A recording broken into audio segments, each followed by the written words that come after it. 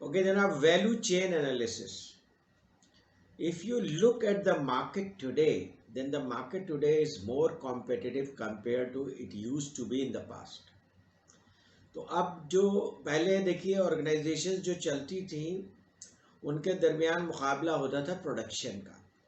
The reason is कि कम factories थी, demand ज़्यादा था। फैक्ट्रीज डिमांड की ज़्यादा होने की वजह से जितनी भी फैक्ट्रीज थी वो जितनी भी प्रोडक्शन करती थी, जिस क्वालिटी की भी प्रोडक्शन करती थी वो सेल हो जाती थी। और इवन क्वालिटी में भी प्रॉब्लम्स आते थे, लेकिन कंज्यूमर के पास चूँकि चॉइसेस नहीं होती थी, इस वजह से कंज्यूमर उन्हीं प्रोडक्ट्स को ख़रीदते थे। लेकिन फिर जब प्रोडक्ट्स की दुनिया में बहुत सारी फैक्ट्रीज लगनी शुरू हो गई तो फिर उनके लिए प्रोडक्शन की कैपेसिटी ज़्यादा हो गई, कंज्यूमर कम हो गए। तो प्रोडक्शन के बाद जो एरा आया वो सेल्स का एरा आया।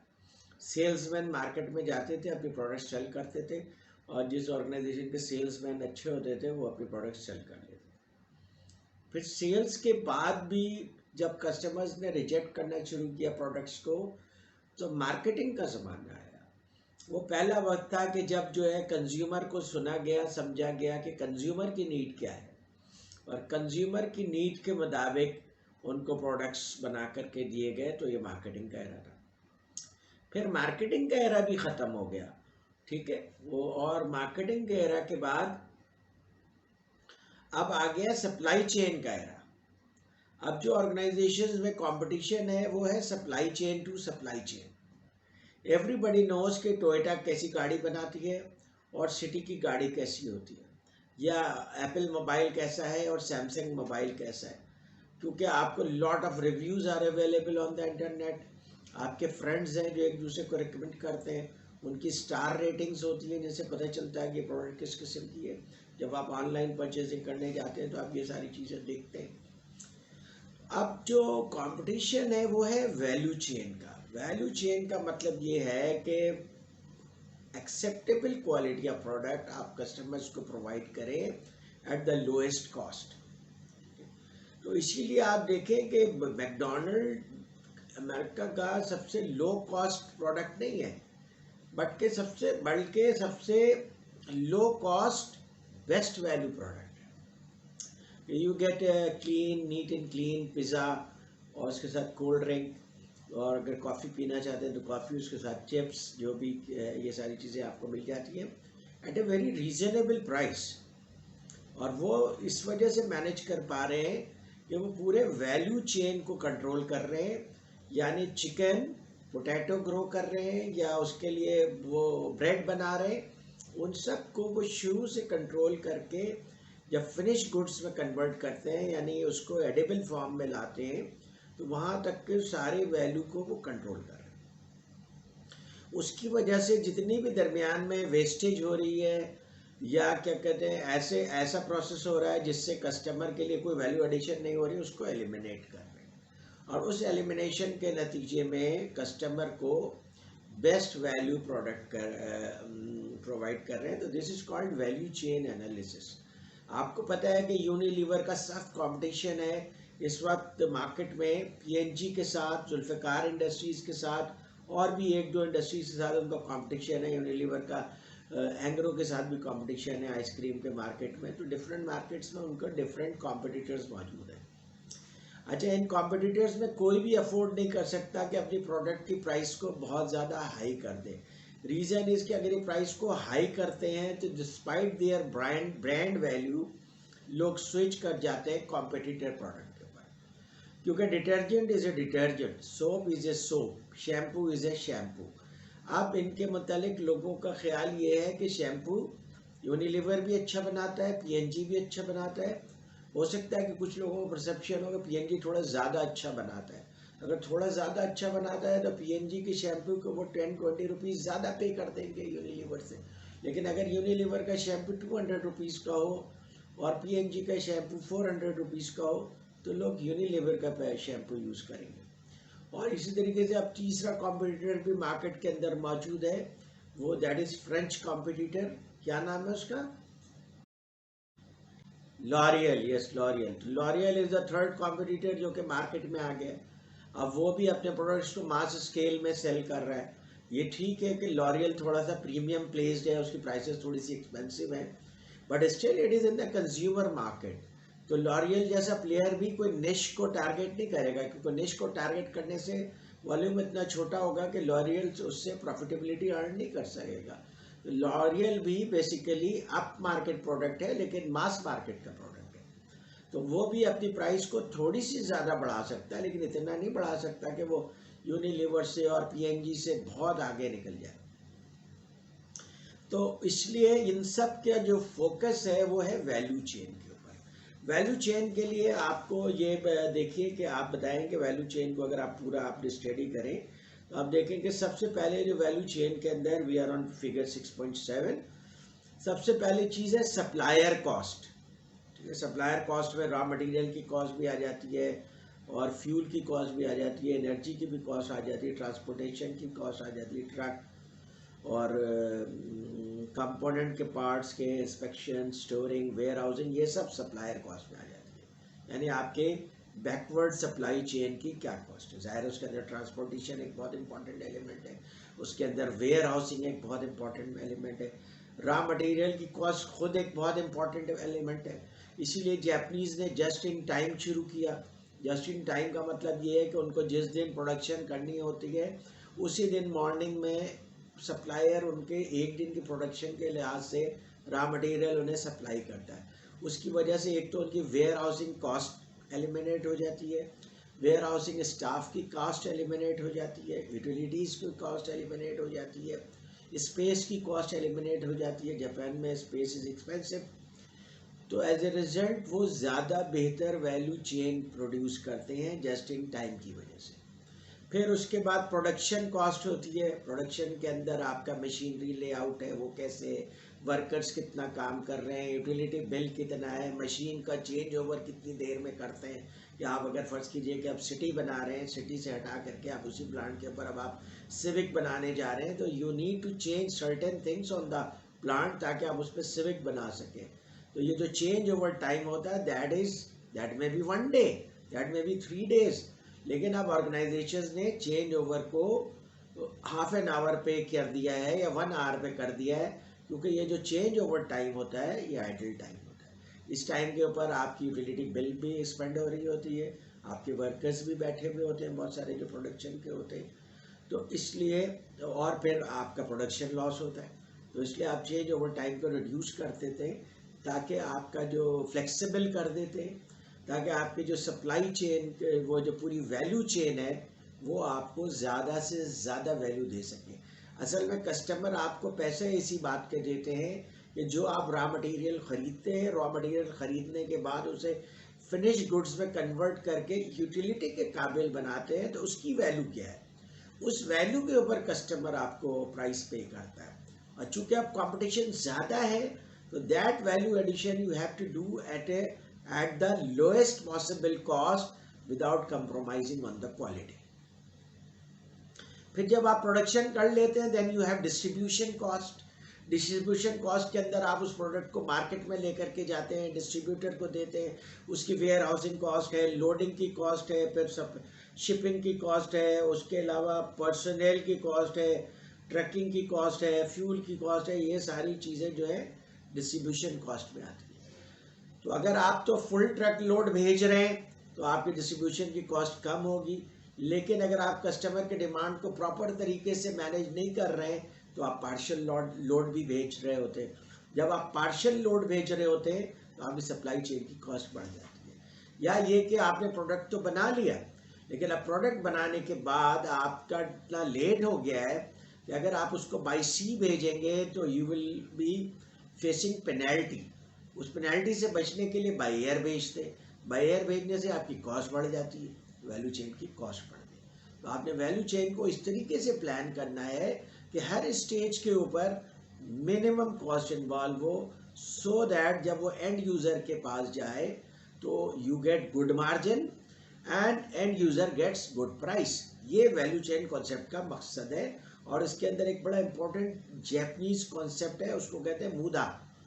तो मुद्दा ये है कि जितना भी ऐसे प्रोसेसेस आपके पूरे वैल्यू चेन के अंदर हैं जिसके अंदर कस्टमर के लिए कोई वैल्यू एडिशन नहीं हो रही है, एलिमिनेट दैट। ठीक है। तो वो छोटे छोटे स्टेप्स को भी मॉनिटर करते रहते हैं, कंटिन्यूस इम्प्रूवमेंट करते रहते हैं, और हर इस चीज़ को जो जिसका कि कस्टमर के वैल्यू में एडिशन में कोई फ़ायदा नहीं हो रहा है, उस स्टेप को वो एलिमिनेट कर देते हैं। एज ए रिजल्ट वो ज़्यादा से ज़्यादा एफिशिएंट हो जाते हैं। फिर आजकल कस्टमर अपने प्रोडक्ट के साथ सर्विस भी मांगता है। मिसाल के तौर पर किसी कस्टमर ने एसी खरीदा तो वो इंस्टॉलेशन मांगता है कि भाई आप इंस्टॉलेशन करके दें। फिर उसके बाद एसी में कोई प्रॉब्लम हो जाती है तो रिपेयर के लिए भी आपसे ही सर्विस मांगता है। फिर उसके अंदर किसी स्पेयर पार्ट की ज़रूरत होती है तो वो भी आपसे स्पेयर पार्ट लेता है। इसीलिए जब आप मार्केट में जाती हैं तो आप जाते हैं तो वो एसी खरीदते हैं जिसकी कॉस्ट रीजनेबल हो, प्लस उसकी सर्विसेज इजीली अवेलेबल हो, उसके स्पेयर पार्ट्स इजीली अवेलेबल हो, उसका repair and maintenance easily available हो। ठीक, तो customer service has become an important part of your product and offering, and that too should not be very costly, क्योंकि वो भी पूरे वैल्यू चेन का हिस्सा है। अगर फर्ज कीजिए कि प्रोडक्ट आपने लो कॉस्ट पे सेल कर दिया लेकिन कस्टमर सर्विस आपकी एक्सपेंसिव है, तो आपका कस्टमर दूसरे कस्टमर्स को बताएगा कि भाई इनका एसी नहीं खरीदना, इनका एसी तो सस्ता है लेकिन repair and maintenance cost is very expensive, customer service is very expensive. तो you have to keep the customer service at a lower level, ताकि आप कस्टमर को over the life time of the product अच्छी value product provide कर सकें। तो this too becomes a challenge कि आप कस्टमर सर्विस के कॉस्ट भी लोअर रखें, कस्टमर को बेहतर सर्विस भी प्रोवाइड करें, और आपकी प्रोडक्ट की वैल्यू भी इतनी रिजनेबल हो, प्राइस भी इतनी रिजनेबल हो कि कस्टमर उस प्राइस के ऊपर उसे खरीद सके। फिर उसके बाद आपका ओवरऑल कॉस्ट होते हैं, that is management cost. Management cost में जैसे फाइनेंस डिपार्टमेंट की कॉस्ट आ जाती है। फाइनेंस डिपार्टमेंट डायरेक्टली काम नहीं कर रहा जा कर के सप्लाई चेन में या प्रोडक्शन में या मार्केटिंग में, लेकिन जाहिर है कि वो पूरे ऑर्गेनाइजेशन को ब्लड यानी फाइनेंस डिपार्टमेंट प्रोवाइड कर रहा है। ये सब ऑक्सिलरी सर्विसेज हैं जो कि डिपार्टमेंट को ज़रूरत पड़ती है। तो मैनेजमेंट कॉस्ट हो गई, ह्यूमन रिसोर्स कॉस्ट हो गई, आपके चीफ एग्जीक्यूटिव की कॉस्ट हो गई, एडमिनिस्ट्रेटिव कॉस्ट हो गई, एम्प्लॉयज़ की कॉस्ट हो गई, लेबर की कॉस्ट हो गई। ठीक है, ये सारी चीज़ें जो है वो, फिर आपकी फाइनेंस की कॉस्ट, अगर आपने बैंक से लोन लिया तो उसकी कॉस्ट, अगर लिटिगेशन में कोई गया है तो लीगल कॉस्ट, ये सारी कॉस्ट भी आपने एक लेवल पे रखनी होती है, एक बजट के मुताबिक रखनी होती है, तब कहीं जा कर के आपका वैल्यू चेन इस काबिल होता है कि कम्पीट कर सके। और अगर आपका वैल्यू चेन इस काबिल नहीं है, रॉ मटेरियल से लेकर के एंड कस्टमर तक, के कस्टमर को अच्छी यूटिलिटी दे सके, अच्छे तरीके से सर्व कर सके, तो फिर जो आपकी इनएफिशिएंसीज हैं वो प्रॉम्प्ट करेंगी दूसरे कॉम्पिटिटर्स को कि वो मार्केट में आए और मार्केट में जो इनएफिशिएंसी है उसको कवर करके आपसे ज़्यादा बेहतर प्रोडक्ट प्रोवाइड कर सके। जैसे मिसाल के तौर पे पाकिस्तानी मार्केट में जुल्फ़िकार इंडस्ट्री के पास एक बहुत अच्छा सोप है, Capri. I like that soap, बहुत अच्छा सोप है, लेकिन चूँकि उनकी वैल्यू चेन इतनी एफिशिएंट नहीं है जितनी कि यूनिलीवर की एफिशिएंट है, या पीएनजी की factory, PNG is not very good in soap, तो यूनिलीवर की जितनी एफिशिएंट वैल्यू चेन है उनसे वो मुकाबला नहीं कर पा रहे। दैट्स वाई कि despite having a very good brand they are not able to sell that product in the market in high volume. So this is the crux of value chain. अब वैल्यू चेन के अंदर एक और चीज़ discuss की गई है, that is benchmarking.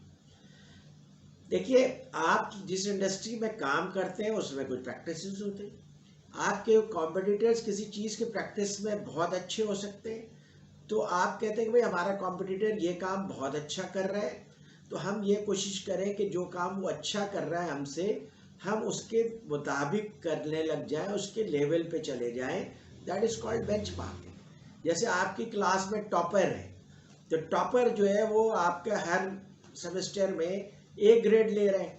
तो अब आपने कहा कि भाई ये टॉपर ए ग्रेड इसलिए ले रहे हैं कि ये रेगुलर अटेंड कर रहा होता है सारी क्लासेस को, फिर उसके बाद तमाम क्विजेज और जितने भी एग्ज़ाम्स होते हैं उसमें रेगुलर पार्टिसिपेट करता है, रोज़ाना रेगुलर 5-6 घंटे पढ़ाई करते हैं, इस वजह say that person is the topper. तो अब जब आपको ये समझ में आ जाता है तो आप क्या करते हैं, आप उसे इमिटेट करते हैं कि ठीक है ये 6 घंटे पढ़ते हैं तो मैं भी 6 घंटे पढ़ूंगा, ये तमाम क्लासेस में प्रेजेंट होता है तो मैं भी तमाम क्लासेस में प्रेजेंट होऊंगा। ये अगर तमाम क्विजेज और क्वेश्चन और जितने भी एग्जाम्स होते हैं उसमें पूरा पार्टिसिपेट करता है, मैं भी करूँगा। मैं भी असाइनमेंट पे मेहनत करूँगा और प्रॉम्प्टली उसको सबमिट करूँगा टाइम पे। एज ए रिजल्ट क्या होगा कि आप टॉपर के करीब आ जाएंगे, और अगर आप ज़्यादा मेहनत करेंगे तो हो सकता है सरपास भी कर ले। This is called bench marking. अब बेंच मार्किंग इंडस्ट्री इसकी प्रैक्टिस है। मिसाल के तौर पे आप समझते हैं कि यूनिलीवर की ह्यूमन रिसोर्स की प्रैक्टिस बहुत अच्छी है, और पीएनजी समझता है कि हमारी ह्यूमन रिसोर्स की प्रैक्टिस इतनी अच्छी नहीं है। फॉर एग्जाम्पल बता रहा हूँ मैं, तो पीएनजी क्या करेगा कि यूनिलीवर की ह्यूमन रिसोर्स की प्रैक्टिस को स्टडी करेगा और देखेगा कि स्टडी करके देखने में देखेगा कि हमारे कहाँ पे गैप्स आ रहे हैं। क्या हमारे रिक्रूटमेंट में गैप है, या हमारे कंपनसेशन पैकेज में गैप है, ऑर्गेनाइजेशनल डेवलपमेंट में गैप है, या ट्रेनिंग में गैप है, रिटेंशन में गैप है, कहाँ पे हम उनसे पीछे। वो फिर उनके केपीआईज डेवलप करेगा, की परफॉर्मेंस इंडिकेटर्स, और फिर उससे मैच करने की कोशिश करेगा। अच्छा, अब आप क्वेश्चन पूछ सकते हैं कि भाई यूनिलीवर क्यों बताएगा अपनी बेस्ट प्रैक्टिसेस पीएनजी को। ऑफ कोर्स पीएनजी उसका कॉम्पिटिटर है, नहीं बताएगा। उसका तरीका ये होता है कि ये जो कॉन्फ्रेंसेज होते हैं या रिसर्च पेपर्स लिखे जाते हैं, तो ऑर्गेनाइजेशन के एम्प्लॉयज़ भी रिसर्च पेपर्स लिखते हैं, तो वहाँ से आप बहुत सारा मटेरियल फाइंड आउट कर सकते हैं कि बेस्ट प्रैक्टिसेस क्या हैं ह्यूमन रिसोर्सेज में, यूनिलीवर के भी और दूसरे इंडस्ट्री के भी। और दूसरा काम ये कर सकते हैं, आप किसी कंसल्टेंट को हायर कर सकते हैं जो बेस्ट प्रैक्टिसेस को समझता हो ह्यूमन रिसोर्स के। और तीसरा काम आप ये कर सकते हैं कि आप यूनिलीवर के एचआर डायरेक्टर को हायर कर लें या एचआर मैनेजर को हायर कर लें।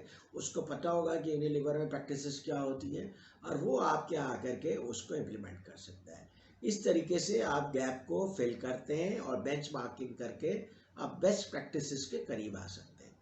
अच्छा, ये तो हो गया सेम इंडस्ट्री बेंच मार्किंग। आप क्रॉस इंडस्ट्री बेंच मार्किंग भी कर सकते हैं, और क्रॉस इंडस्ट्री बेंच मार्किंग की एग्जाम्पल में मैं हमेशा एक एग्जाम्पल देता हूँ। वो ये है कि मैकडोनल्ड की एग्जाम्पल है। वजह उसकी ये है कि मैकडोनल्ड ने क्यू को बहुत अच्छा स्टडी किया है, और मैकडोनल्ड के अगर आपने फ्रंट देखा होगा तो आपने देखा होगा कि वहाँ पे 8-10 कंप्यूटर लगे हुए होते हैं, लेकिन हर वक्त हर कंप्यूटर के ऊपर उनका जो सेल्समैन है या कंप्यूटर पर्सन है वो नहीं होता। आप अगर ऐसे आवर्स, स्लो आवर्स में जाएं, आफ्टरनून में जाएं, जैसे फॉर एग्जांपल, तो 2 या 3 के ऊपर लोग बैठे हुए होते हैं और कस्टमर्स को सर्व कर रहे होते हैं। और अगर आप इवनिंग में जाएं जब रश ज़्यादा होता है तो 10 में से 8, 9, 10, वीकेंड में आपको 10 के 10 पे नज़र आएंगे कि लोग उसके ऊपर बिजी होते हैं। बैक एंड भी इसी तरह से अलाइंड है कि जब 10 कंप्यूटर में काम हो रहा है, 10 कंप्यूटर पे ऑर्डर टेकर ऑर्डर ले रहा है, तो बैक एंड पे भी इतनी प्रोडक्शन हो रही होती है कि उन 10 कंप्यूटर के ऑर्डर्स को फिल कर सके। तो आप मैकडोनल्ड में किसी भी टाइम पे चले जाएं, आपको सर्व करने में वो 8 to 10 मिनट्स लगाते हैं, क्योंकि उन्होंने क्यू को बाकायदा स्टडी किया है, और हर रोज़ स्टडी किया है, वीकेंड्स में भी स्टडी किया है, डिफरेंट आवर्स में भी स्टडी किया है। तो दे एग्जैक्टली नो कि उनके किसी भी आउटलेट में किसी भी टाइम के ऊपर किसी ख़ास दिन में फुटफॉल क्या होता है, कस्टमर फुटफॉल क्या होता है, यानी कितने कस्टमर्स आते हैं, उसके मुताबिक वो अपने लोगों को वहाँ पे एम्प्लॉय करते हैं। इसी वजह से आपने देखा होगा कि मैकडोनल्ड के रिटेल आउटलेट्स में फुल टाइम एम्प्लॉयज़ बहुत कम होते हैं, आवरली एम्प्लॉयज़ ज़्यादा होते हैं। रीज़न इज़ कि वो उनको शेड्यूल करते हैं कि जनाब सैटरडे को आपने इतने आवर्स काम करना है, मंडे को आपने इतने आवर्स काम करना है, इस टाइम में काम करना है। और ये अब बहुत सारी ऑर्गेनाइजेशंस फॉलो कर रही हैं। ये सबसे पहले क्यू मैनेजमेंट को एक्सलेंस लेवल पे पहुंचाया, वो मैकडोनल्ड ने पहुंचाया। तो ये उससे फिर सबने बेंच मार्किंग की, फिर क्रॉस इंडस्ट्री बेंच मार्किंग हुई। सबसे ज़्यादा जो इरिटेट करते थे, बैंक्स वाले इरिटेट करते थे कि आप एक चीज़ काम के लिए पहुंच जाएं, अब एक नंबर लेकर के आप बैठे हुए हैं, आपकी बारी नहीं आ रही। तो अब तो खैर एटीएम की वजह से थोड़ा सा रश कम हो गया, लेकिन जिस ज़माने में आप अपनी चेक क्लियरेंस करवाते थे तो वो आपको एक कॉइन दे देते थे, और उस कॉइन का नंबर आने में कभी 1 घंटा, कभी 1.5 घंटा इस तरह लग जाते थे, and it was totally messed up. तो फिर उन्होंने क्यू मैनेजमेंट की टेक्निक मैकडोनल्ड से बेंचमार्क की। एज ए रिजल्ट आपने देखा होगा, अब आप बैंक्स में अगर जाते हैं तो आपने देखा होगा कि कई खिड़कियां बनी हुई थी, 1 2 3 4 5, all the time all of them are not operative. लेकिन अगर आप आफ्टरनून, बिजी आफ्टरनून में जाएं तो आप देखेंगे कि 5 के 5 ऑपरेटिव होते हैं, ताकि वो क्यू को बेहतर तरीके से मैनेज कर सके। ये होता है बेंचमार्किंग का तरीका। तो किसी भी चीज़ में आप समझते हैं कि आप अपने कॉम्पिटिटर से अच्छे नहीं हैं और अपने कॉम्पिटिटर से अच्छे होना चाहते हैं, तो आप अपने आपको उस एरिया में बेंचमार्क करें कॉम्पिटिटर से, या फिर क्रॉस इंडस्ट्री बेंचमार्किंग भी कर सकते हैं।